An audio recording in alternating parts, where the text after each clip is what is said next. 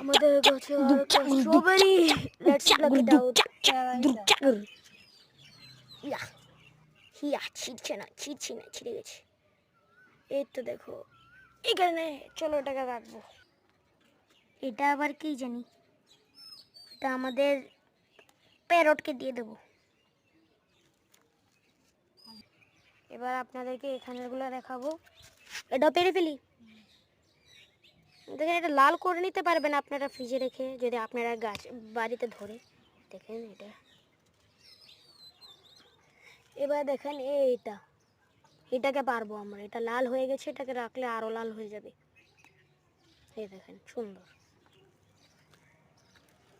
এবার একটা ম্যাজিক দেখেন, এই দেখেন প্রথমে দেখবেন ফুলের মানে মানে ফলের উপরে ফুল ধরেছে। বাহ, এই না।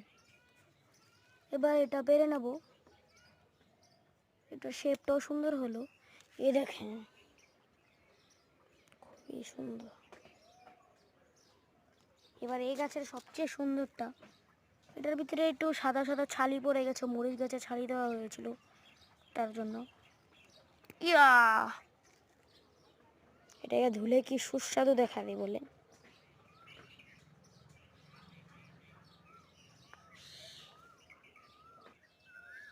এবার এখানে এসে পড়লাম।